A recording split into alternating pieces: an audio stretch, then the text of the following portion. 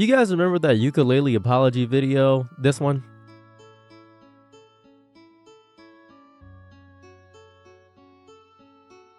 Yeah, that's about all I can play before I get copyright striked out the wazoo because by goodness, she is actually hounding for people using that clip. So yeah, I was curious what happened to Miranda Sings or Colleen Ballinger. Very curious about what happened to her entire life. I thought maybe she climbed into a hole in the internet. So I got sent down probably the worst rabbit hole I've ever been a part of in my entire life. So this is Colleen Ballinger. This is the original page. This is what she originally had. But before that one, she had Miranda Sings. This is how most people knew Miranda. She has a lipstick line that is wildly successful. The Miranda Sings lipstick is still wildly successful. I didn't know that. That is a business venture that she invested in, as well as her Netflix special, which got her $7 million, which she used to invest in a bunch of businesses, which I also discovered through this. Now, this is also important. These two have not posted in quite some time. As a matter of fact, the last post on this one was 2 years ago, so we can get rid of this one. And last post on this one, I think it was 3 years ago. Nope, 2 years ago. So that one is gone. So this one, this is her main channel. She did the same thing that Cody Ko did. Now, Cody Ko, if you don't know, I will go to Cody Ko. Cody Ko is the person that ended up laying betwixt the sheets with a younger woman, Tana Montague, when she was 16 and he was 24. This is his main channel right here. As you can see, his main channel. All right, welcome back. Get out of here. I know what you're going to do. This one, he posted a year ago. And if you go to the comments on this, which I checked, I watched it, is people tearing him apart for what he did, saying, why haven't you posted in a year? This is ridiculous. So most people don't investigate like me, I discovered, which involves going to type in Cody Ko and discovering that he posts on All right, welcome back to That's Cringe. Oh my goodness. His secondary channel, which is Cody & Co., which he gets about 1/3 of a million views on most of his videos. That's what we're looking at here, about 300,000. Realistically, he posts really consistently over there because it is his main centralistic base. Same thing Colleen Ballinger did with Colleen Vlogs, which is what she's posting on More Thing. Now, why do I have Corey DeSoto popped up? I'll explain that in a second when I go back to Colleen Vlogs.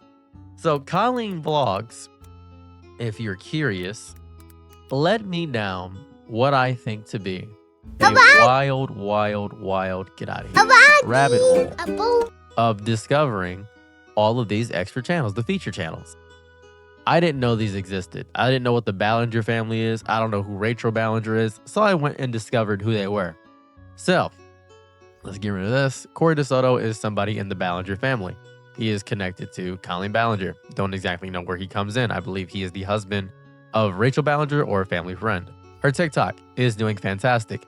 She hasn't posted in quite some time, but she has gone live a few times to 30,000 people and a crazy amount of gifts. I calculated the gifts in a 30-minute span, and she made over $7,000 in 30 minutes of gifts. So at least 30,000 people are watching her actively, and there were very little hate comments as there was an auto mod getting rid of specific words. I believe she has it down to a science.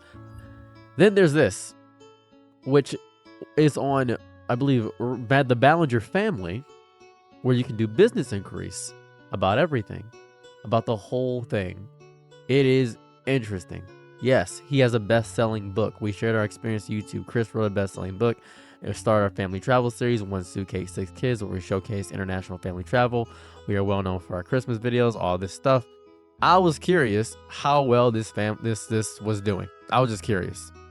So I went through all these channels. I calculated all of their stuff, all through the things. I calculated how much money all these channels bring in, which is going through this one, this one, this one, this one, this one, this one.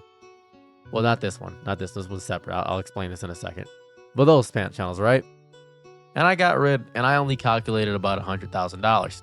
Now, that's not enough, obviously, to take care of 6 kids. As you may be thinking, same as me. I was thinking, wow, that's such a small amount of money. How could that possibly take care of 6 kids? And how could this podcast, which goes on for an hour and doesn't have that many episodes and wrong thing. And how does this podcast actually do anything? This is the one with Rachel and not Colleen. So then there's this one. This one has a lot of sponsor deals, a crazy amount of sponsor deals, a disgusting amount of sponsor deals on a lot of the things. Sponsors are still going on the channel, and her conversion rate for the sponsors is out of those 15,000 views, 10,000 are probably going to sign up for the product, which is how she gets most things, because that's the dedicated fan base of people that are going to continue watching her stuff. That's what it is. Hence why it's this side channel. Now, Rachel Ballinger, who I don't know who this is. I have no clue who this person is. I imagine she is the sister of Colleen or something of that variety. I imagine she's connected. I have no clue. But she also makes a pretty good amount of money, and she still goes on through. And she has guest appearances by the person Colleen Ballinger, as I've discovered. Now, I tried to use Social Blade to calculate how much, but this was wildly inaccurate because it doesn't account for sponsor deals, only ad revenue. So that's not really important. Tried to do it for Ballinger family as well. And the Ballinger family is still getting nearly 1 million views a day, which is interesting. Very interesting to get almost nearly 1 million views a day based off the Ballinger family, because family content has a higher RPM. So they may have been making, and this is just a guess, somewhere maybe $65,000 a year. A month. Maybe. The monthly estimate is maybe $65,000. So you may be thinking to yourself, okay, we cracked the code. She's still rich. That's not true, because yes, she's still rich from this channel, which is very good. 65,000 a year is nothing to scoff at. But then there's the vlog channel, which you may have guessed it, the height may be 3.6 and 52,000, but that doesn't account for the sponsor deals. And then there's Snapchat. Now this let me down such a disgusting rabbit hole, and this is just very schizophrenic rambling. I apologize. This Snapchat makes crazy money. This Snapchat makes $500,000. How do I know this? Well, I have a Snapchat. And off of my 1,000 followers on Snapchat, I make $500. And I barely post. Snapchat encourages you to post a lot. Colleen Ballinger and the other channels, such as Miranda Sings and Corey DeSoto and Rachel, all these combined, make crazy money because they post daily. They post realistic. They post other people's stories. They post a lot. Snapchat just checks how many views your story is getting. And then the final piece of this puzzle is this. This is a booking agency for Colleen Ballinger. I want to point this out. It costs $75,000 to book Colleen Ballinger. You may be thinking to yourself, well, she probably didn't get that many people booking her. Wrong again. 2 months ago, I confirmed that she had a private event where she got paid $100,000 to show up and talk for an hour just to get booked. That's what happened there. And even if we go to what she's already confirmed in this interview here, through this thing from the A Little Delightful, the interview for her net worth, she is overall an estimated net worth of $12 million in passive income in totality based on her properties alone. This has led me down such a rabbit hole, and I need to explain all this because people kept asking me, so you know about Miranda Sings? Whatever happened to her? So I wanted to figure this out, especially after the fact that she got exposed for talking to younger people. Now, I'm going to put a sponsored ad right here, and then I'm going to talk about my thoughts, so enjoy. Hey, you actually stuck around for the ad? I'm so proud of you. Let me tell you what I'm pitching to you real fast. Here's something you can do when you're bored. Playing games and getting paid for it. If you hit the link in the description or scan the QR code on the screen right now, you see that popping up right there? Look at that. It's so cool. It's so convenient. You can sign up to freecash.com and start right away. Now, I know your inclination to say this is a scam, but I assure you, I tried it myself. I thought it was a scam myself. Actually, I did actually try it out. It actually works. I didn't expect to actually get paid, but I'm getting moolah, baby. It's simple. Create an account with your email and password. It takes seconds. Literal seconds. Inside, you'll see a wall of games, a bevy of things, and offers. Pick one you actually enjoy, play through levels, and cash lands straight into your free cash account. It's like turning your downtime into a side hustle without even noticing. Some people pull in $10 to $20 a day, but I've seen reports of much more moolah, Mr. Krabs. I've seen Scrooge McDuck numbers, and you can do this all while laying in your bedroom playing games on your phone. All they ask of you is that you spend your time playing the video games. They just want your time. Now, you could spend a little bucks in-game to hit levels faster, which lets you unlock the bigger offers and payouts because you gotta hit the levels to get bigger payouts. That's how some users end up earning hundreds, even $500 or more on certain offers. It's crazy, but you don't have to spend anything. You can just stick to the free levels like I did and still cash out. The whole point is that instead of just sitting there scrolling endlessly through TikTok or Instagram Reels or YouTube Shorts or whatever, you're playing and earning at the same time. When it's time to cash out, you got options. You want to hit up PayPal, you want some gift cards, you can do whatever you want to. It's your decision. It's your world. I'm just living in it. So if you're curious, hit the link in my description or scan the code that's been on screen the entire time. You can just scan the code right there. You have the ability to just screen capture, scan the code, click the description. Make sure you do it through me, guys. Sign up for my link because I'm broke, guys. I'm doing this for the money, man. I got my family locked up. I beg you, please start playing for cash in your spare time. And when you use my link or QR code, you'll get a $5 bonus to kick things right off. So go ahead and get the free cash right now. Freecash.com is zero CV. You're not responsible for any bodily harm, any extra harm, anybody getting destroyed, anybody getting hit with a meteor, anybody getting hit with a natural disaster, anybody getting hit with the power of God, anybody with God's wrath, any thunder striking your body, anybody that actually has kids because of this, anybody that gains thousands of dollars, they do not use that in order to attack me or strike me and send drones to my house to destroy my entire body. I appreciate that. That'd be lovely. Thank you. I would appreciate that a lot. And if you could enjoy this, just use my link in the description. Like I said before, use the QR code. Go ahead and do that. Everything's bye. Okay, back to whatever I was talking about before. So I think we got to stop using the word canceled. It's a fairy tale we tell ourselves to feel like we're in the morally equilibrium in the universe, that there's no canceled. There's only briefly inconvenienced. There's only strategically quiet. Colleen Ballinger is not the exception to the rule. She is the rule. The rule is simple. The machine protects its own components, and a creator with a large, entrenched audience is a very valuable component. When the storm hit, allegations of manipulating minors, grooming, and weaving a web of parasocial relationships so sticky it trapped children in its threads, the system did what it always does. It registered the events not as a moral failure, but as a spark in engagement. And it was. It deeply was. The headlines, the tweets, the video essays, that's all data. The algorithm, this unfailing, unnerving, just metric system in the server farm, doesn't understand shame, it understands clicks. She retreated, not into some crazy obscurity, but into the bunker of her own brand equity. She's still getting millions, and I do mean this, millions of views. I just showed you millions of views a month. She let the outrage mob exhaust itself against the walls, knowing they would eventually get bored and go find another monster to chase, and they did. They always do. The internet's memory is not just short, it's anemic. It's very anemic. It's a creature of the immediate present, and the present moves on. The ukulele video, just nothing.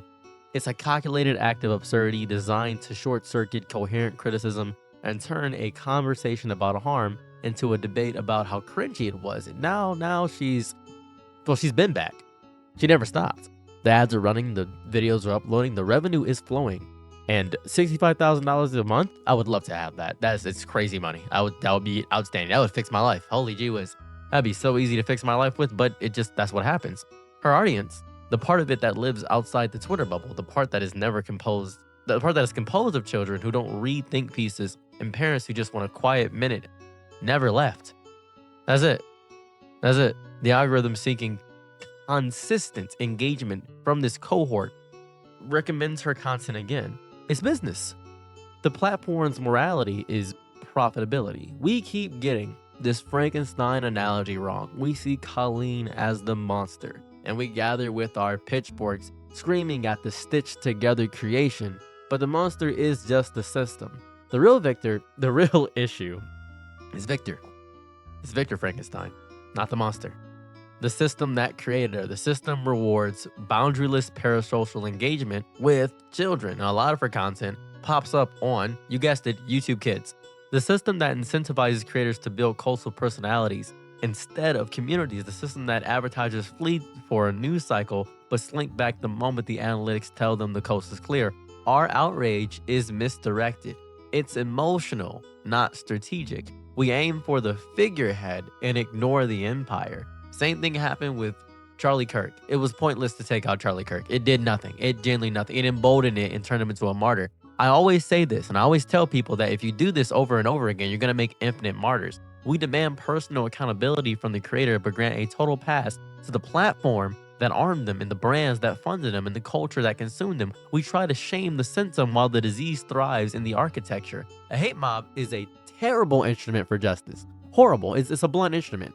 All sound and fury, signifying nothing but its own eventual burnout. It's a fire that burns hot and fast and leaves behind no structural change. It's the same issue I have with One Piece, how people say, oh man, we gotta use this ability to fight. No, use the ability to invoke change. That's what you do. You need a revolution that isn't founded on just destroying something. You need to rebuild. That's the thing. True accountability would look like sustained, boring, unsexy, just not sexy at all. Pressure on YouTube to implement and enforce meaningful child safety policies. It would look like advertisers creating permanent, non-negotiable ethical guidelines for their partnerships. It would look like audiences collectively withdrawing their attention forever.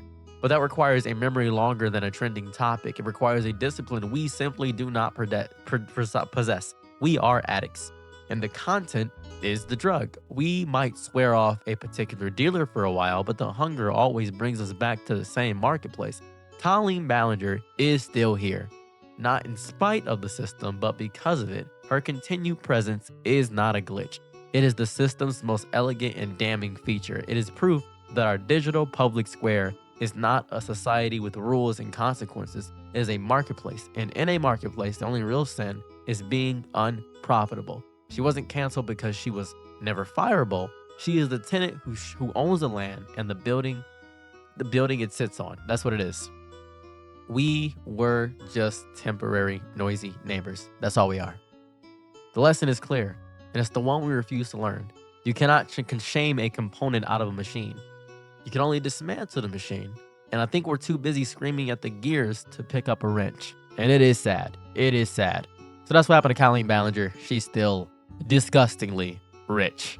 I'm your Nick and night, be my Laurel Angelo. Ooh, happy to try what you need. Your world, I love to live in it. Ooh, I love the ride when you're free.